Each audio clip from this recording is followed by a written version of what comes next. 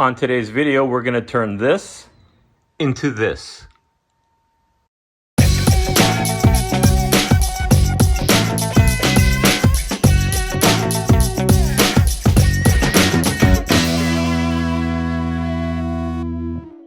All right, it's time for a new speaker build, and for this one I am going to use reclaimed walnut for the body of the speaker, and I was able to get some wide plank walnut, so this will be a departure from how I typically build these as strips glued together.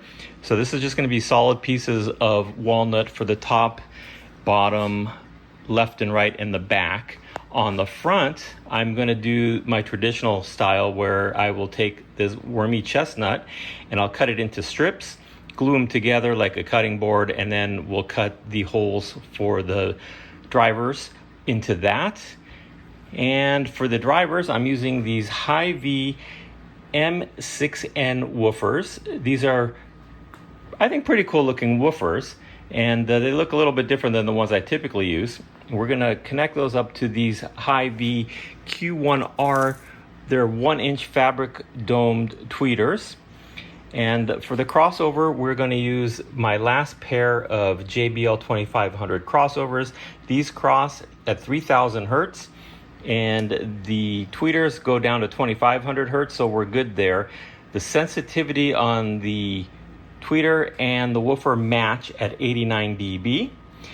For the cabinet, I talked to the people at Parts Express, and they said that you're looking for something between half a cubic foot and 0.6 cubic feet. And based on the design I have, I am using the final design. And based on the design I have, I am looking at something that's going to be 9 inches wide by 16 inches tall by 11 inches deep. And that'll give me actually 0.59 cubic feet. The vent ports I'm going to use are these, and what we're looking for here is 5.5 inches in length by 1 3/4 inches in diameter.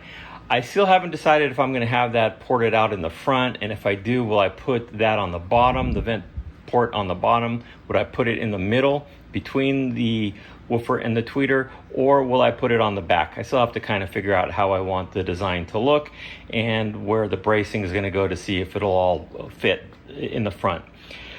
So hopefully you'll come along and watch the process, and when we're done, we'll have something making music. All right, so I've got the chestnut glued up to become the front panel. And what I've done is I've taken some of the walnut that I showed you earlier in this video, and I've cut it down to, these will be the stripes that I usually have right there, there, and there. And then I'll plane this all up, cut it to the appropriate length. Here, I've cut this down to the width that I need, just a little bit bigger in case I have to trim it up. And what will end up happening is this up to about here will be the height of the speaker, and then the remainder will be cut and flipped over, and that'll be the width of the speaker. So I've got 4 of them there, and so that'll be 2 sides on 2 speakers. And so I've already done the back, and this is what it looks like after it's been planed. You can see it looks a lot nicer and cleaner.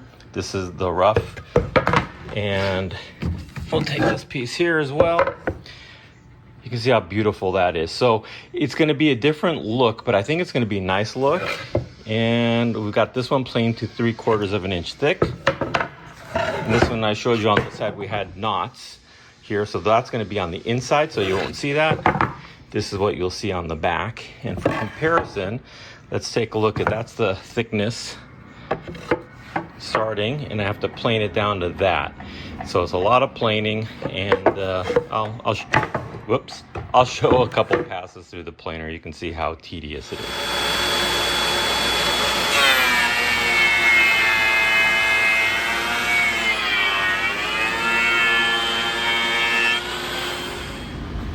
Now that everything's been planed and cut, this is what we end up with, and I will glue these together to make the frame. The front panels are using a different type of wood, which I showed earlier, and we'll get that all taken care of once I've got the frame done. All I got to do now is match the pieces so that the grains look similar and get this thing glued up.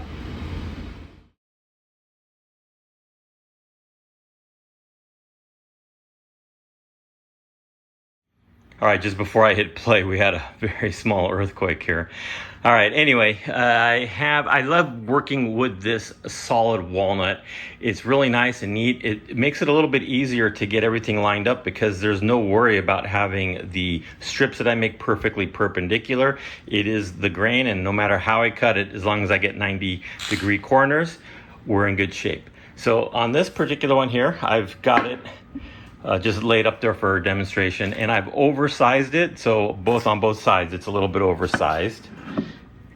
And on this one, what I do, since I have a straight cut on both sides here, actually I have a straight cut on all sides, I just laid it up perfectly on the edge there, and then I've scribed the line, and I've done the same thing over here.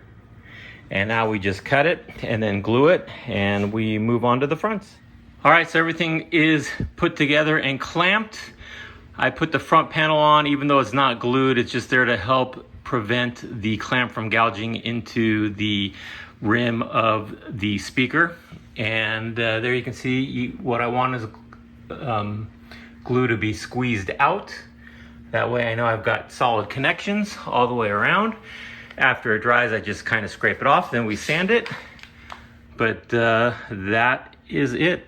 They say you can never have enough clamps, and that is a true statement. So the back panel is glued on, and I've sanded it flush, and I've gone as tight and as flush as I possibly can so you don't see any seams. And that is the benefit of using an entire panel like this versus the way I typically do it with the stripes or the strips like a cutting board. It looks pretty cool there, and I think on this side here it looks even more like it's a part of the board. The issue I have is on this one, you can see this piece is a little bit lighter, and if you look on the back, you can see that one bit of, that's probably sapwood there, or beginnings of sapwood, and so you see it like that. I'm debating whether I want to dye that a little darker, or you know what, I think I'm just gonna leave it, but that's it. And you can see the top, so these will be rounded over. And now I'm going to show you how I measure and cut the front panels for each of these. Next step here is to get the front panels sized for each cabinet. And the way I do that is I measure right in the middle of this cabinet, and I put a mark there. And I center it about this piece here in the middle. And then it's very trivial to find the center of this when I'm cutting the holes for the drivers. All I do is use this piece, and I know no matter where it is, it's in the middle. I put my 1/8 inch hole in there, and then my circle jig, I just cut a circle, so it becomes really easy. So let me show you how I put it all together and get this cut down to its exact size. Okay, so I just lay it down, and I put that mark right there in the center.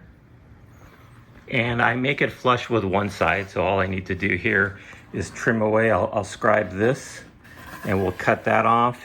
And on the back side here, same thing. We'll just cut the back side off there, the overhang. And same thing on this side.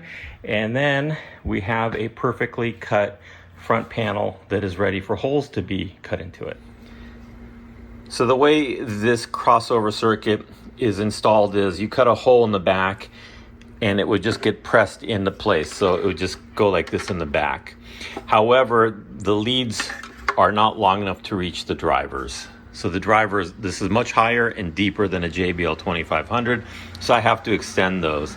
And plus I'm gonna use a different terminal cup. I'm gonna use this one here.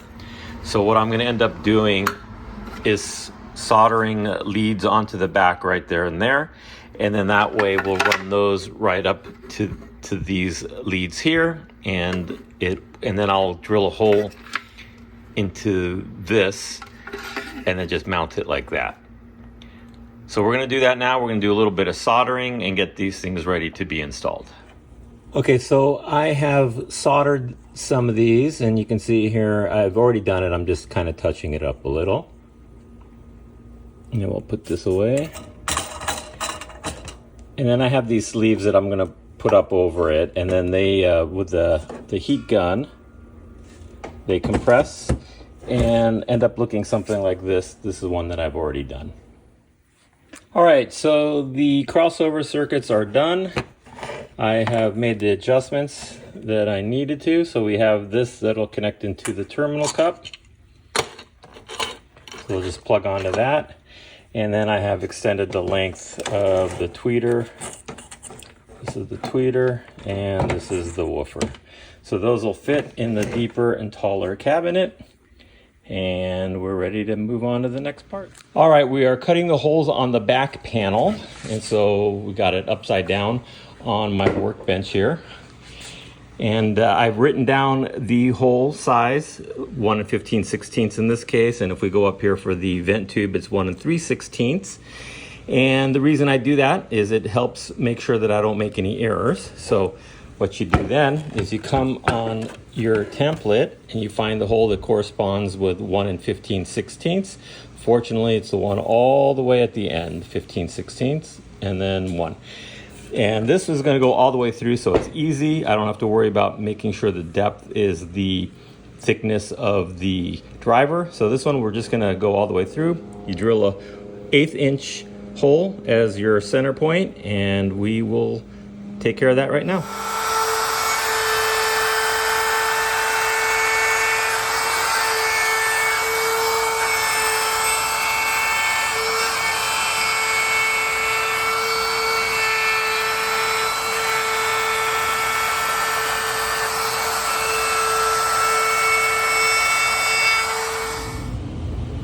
Now that the hole's cut, we just put it in here and see if it fits.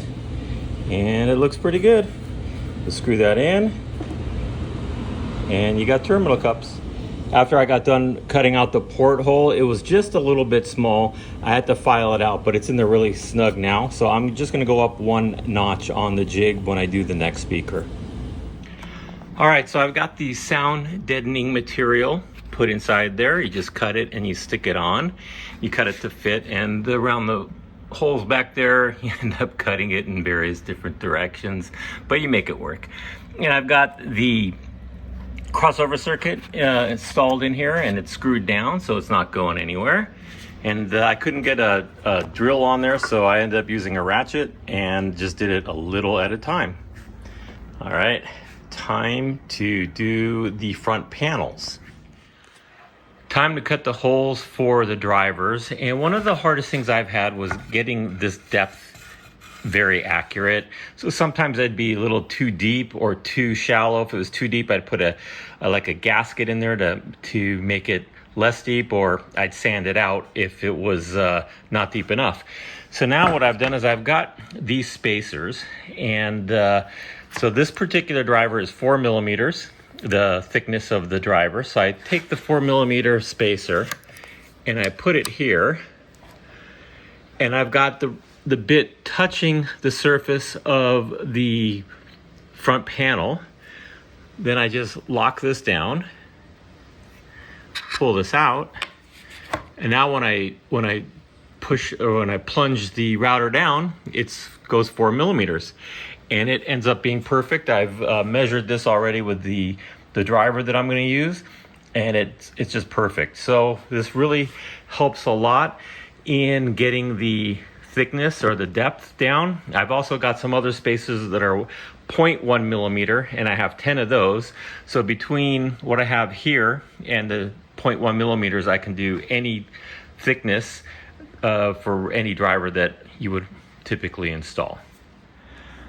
Okay, so the front panels have been made and glued on, and I have sanded and rounded over and sanded the cabinets, and they've been sanded to 1000 grit, nice and smooth, so they're ready for some Danish oil. And I'll put that on and show you how this goes from looking like this to something that's extremely rich. And this is going to be the biggest change here, is the walnut's going to get really dark. I'm using Danish oil in natural, so you just put that on, and you can wipe it in. You can see how it gets all beautiful.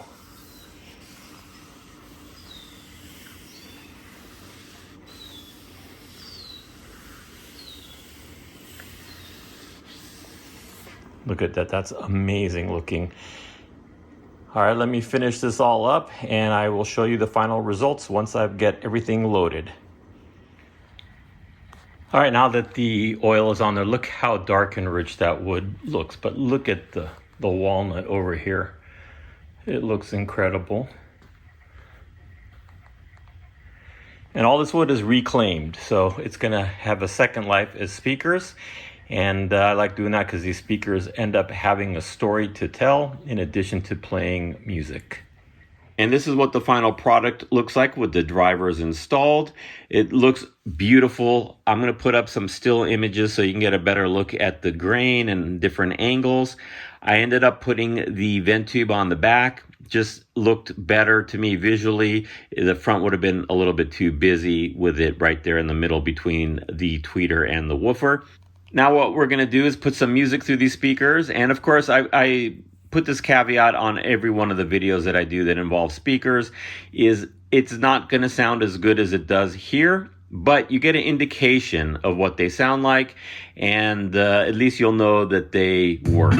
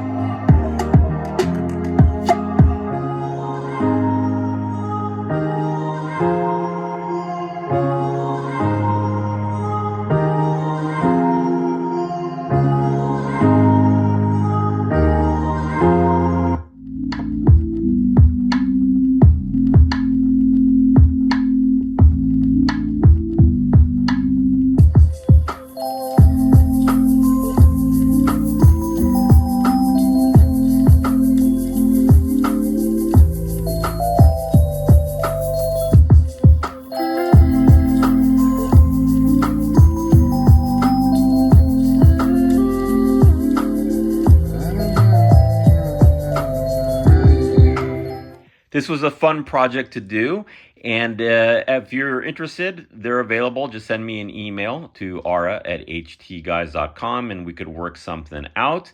And if you're interested in building your own speakers and you have any questions, send me an email at that same address and I can help you through it. There are plenty of kits out there, so that require minimal woodworking skills. And or if you're in as a woodworker and you don't have much experience building speakers, there are kits to explain how to do it. And as I said, I'm more than happy to help out. Hope you enjoyed the video. So please like and subscribe, and I'll see you on the next speaker build.